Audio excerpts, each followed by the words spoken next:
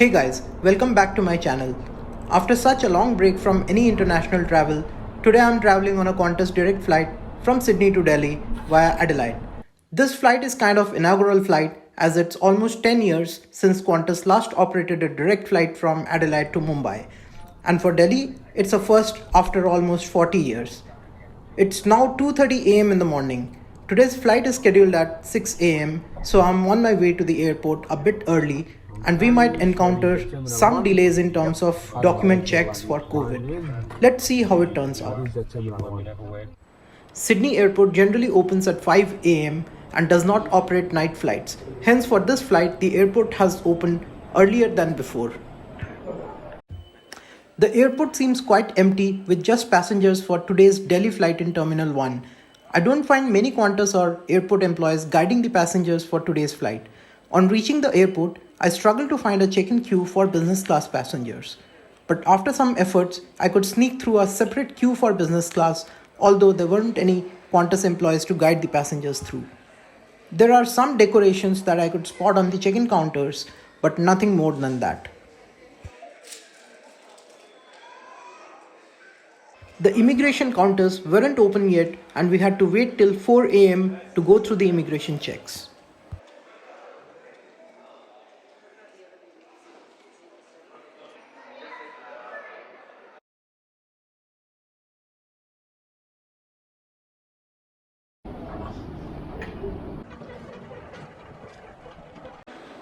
We were provided access to Qantas First Lounge as the business lounges are still not open due to COVID.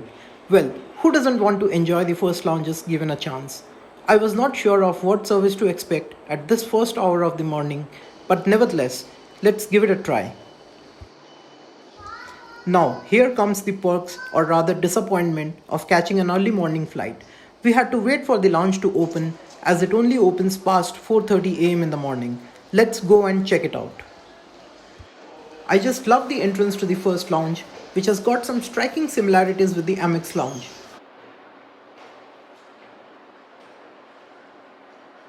There is a conventional split flap departures board on entering the lounge, and that's my flight for today.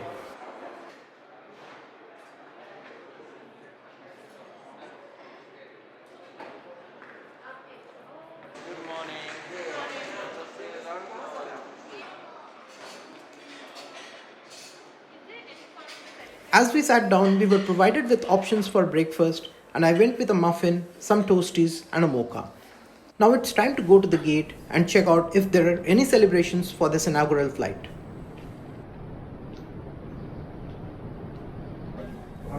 On the way to gate 8, we can find tax refund counters conveniently located. I could not find any decoration or so to say any celebration at the gate, unlike most of the airlines who prefer to celebrate their new routes with passengers. We were not provided with any souvenirs or gifts from Qantas on this occasion, which again shows how Qantas is ignoring this route and its passengers.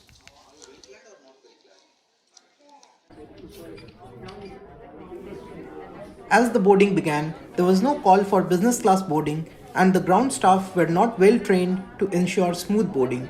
After a bit of struggle, I managed to get into a queue for priority boarding, which at first did not seem to be functional amid much confusion. Hi. Hi. Just drop your mask a little bit. Thank you very much. Good morning. Hi, good morning. How are you? Morning, good, thanks. That's good. Thank you very much, sir. Mr. Mohanty, welcome. If you'd like to cross over, then right, please, Mr. Mohanty. Hi, welcome. Thank you, Mr. Mohanty. Welcome to cross over and right. Thank you very much. Hi, good morning. Thank you, Mr. Mohanty.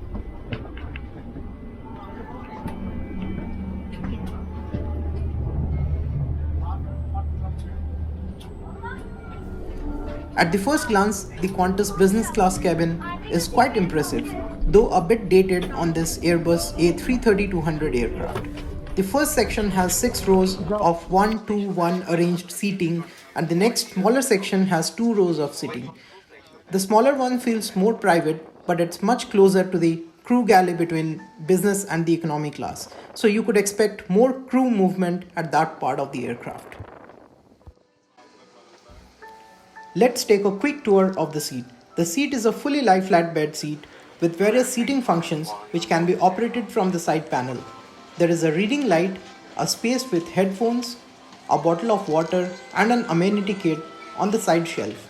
Additionally, there was a pillow, a seat cover and a blanket provided in each seat. More of the amenity kit towards the end of the video.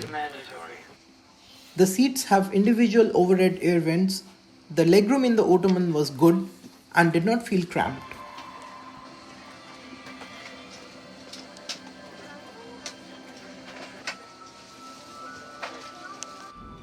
There's a mirror within the armrest. The IFE remote control is also hidden here. Not to mention, there is a USB and an electrical socket available on the side shelf. But for some reason, the electrical outlet was broken and I was not able to charge my mobile phone. The tray table is concealed under the side shelf, which slides out and has a good amount of space to dine or work.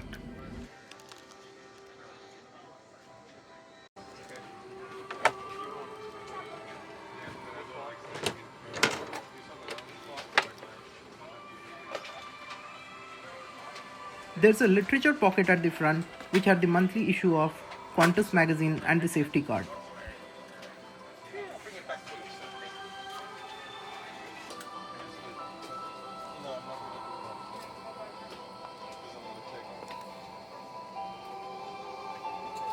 We were served with a choice of champagne, juice and water after settling down. I got myself a glass of water to start the journey. Let me tell you that the first leg of this flight is from Sydney to Adelaide, which is approximately 2 hours, and then after an hour's halt at Adelaide, due to technical reasons, probably refueling, the flight time to Delhi would be around 11 hours.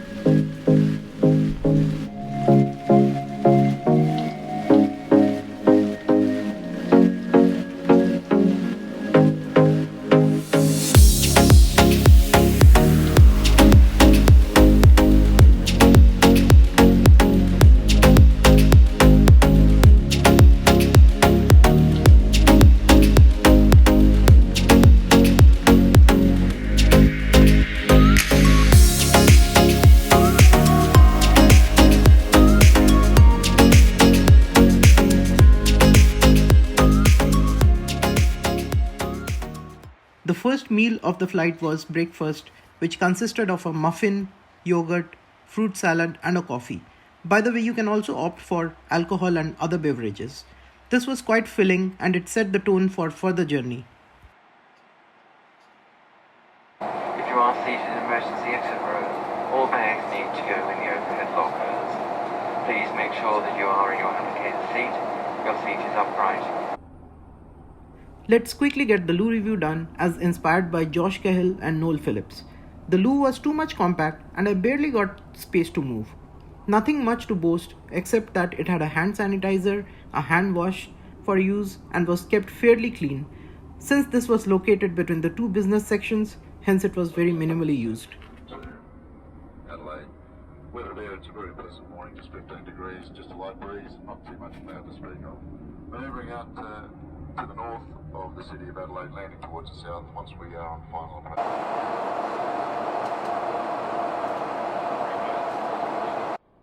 Soon after, we begin our descent to Adelaide and we would be spending a bit more than an hour before we take off for onward journey.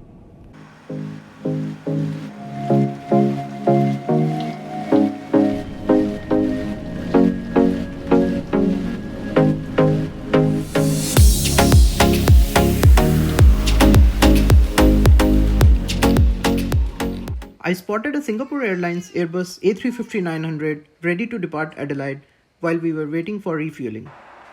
Let's take a look into the headphones.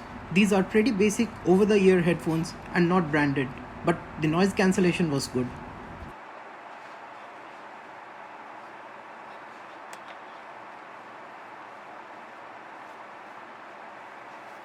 While I had to kill some time, I tried out the lie flat seat, which goes fully flat and provided ample space to stretch legs. The mattress pad provides good cushioning and is comfortable.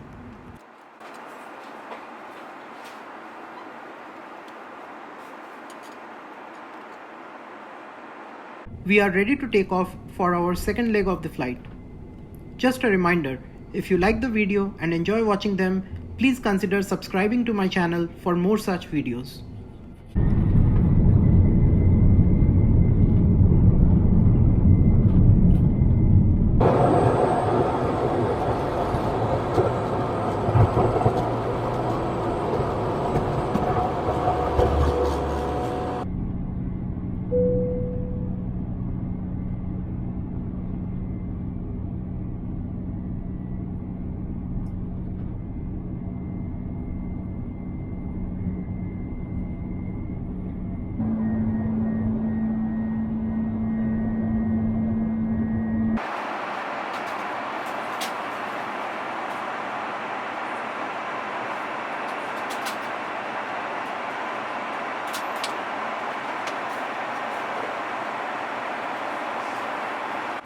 An hour later, the drink service began and I got myself a Coke. These were accompanied by some almonds and some pretzels. There was a menu provided to all passengers which listed various options available for both the legs.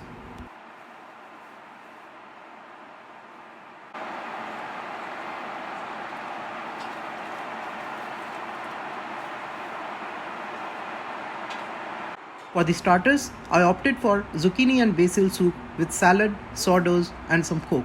The soup tasted good and the sourdoughs were fresh.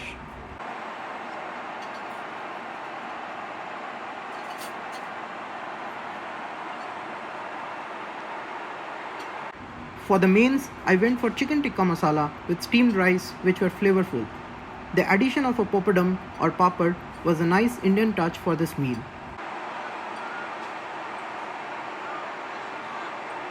Vanilla cream caramel for dessert was good and had a nice consistency.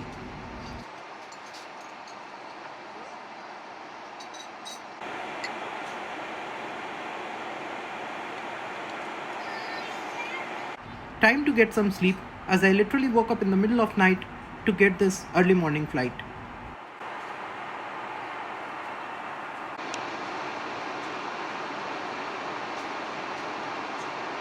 After much needed sleep, I got up to a coffee and a mango cookie. After an hour, we were served with snacks. I got myself a chicken schnitzel sandwich which had the same accompaniment as was there in the lunch. The sandwich was however good. For dessert, I got myself a cheese plate with some cheese and crackers. I liked the Lindt touch with the meals. Soon after, we began our descent into the New Delhi airport and it was a hazy afternoon in Delhi, so the visibility was quite low. Let me sum up my experience here. First, the good feelings. The food and the beverage was good and there was an Indian touch to it. The business class product is good with a comfortable lie flat seat, although it's now dated. The mattress pad added the comfort while sleeping. The IFE was decent and had enough contents to keep one busy. The amenity kit also had all the necessary items with branded skincare products.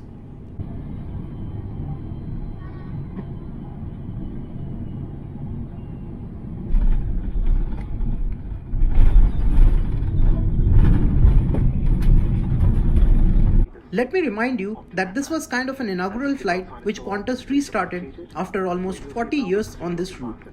But much to the amusement of the passengers, there wasn't a hint of any celebration at the gate, neither I got any feeling that this was a first flight. I could sense that Qantas ignored customer experience here as the reopening of the London flights was met with much fanfare as was published by Qantas in media.